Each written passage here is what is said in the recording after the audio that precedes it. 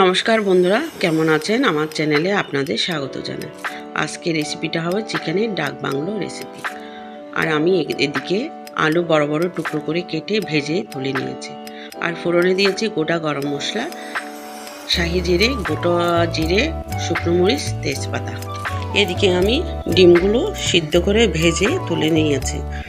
আর পেঁয়াজ কুচানো দিয়ে দিলাম। পেঁয়াজটা হালকা বাদামি কালার হয়ে আসলে আমি আগে আদা রসুন একসাথে ব্লেন্ড করে নিয়েছি।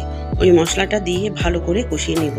যতক্ষণ না কাঁচা গন্ধ না যায় ততক্ষণ আমি কষিয়ে নিব।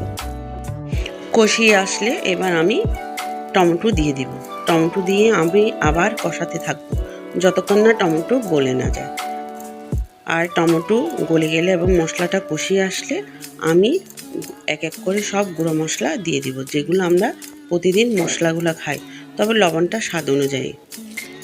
সব মশলা দিয়ে আবার ভালো করে আমি কষিয়ে নিব।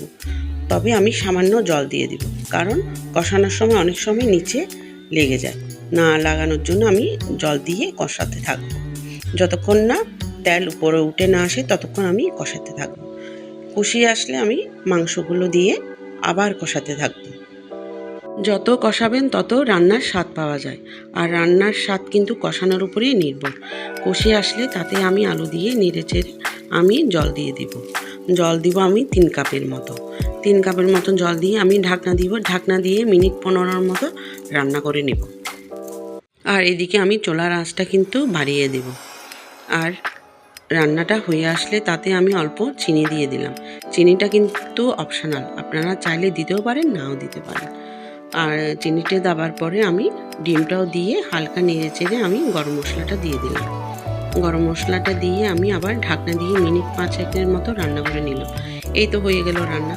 যদি ভালো লেগে থাকে লাইক আর ফলো দিয়ে পাশে থাকবেন। আর হ্যাঁ, রান্নাটা কিন্তু অবশ্যই করে খাবেন। এটা কিন্তু খুবই ভালো, সুস্বাদু খেতে।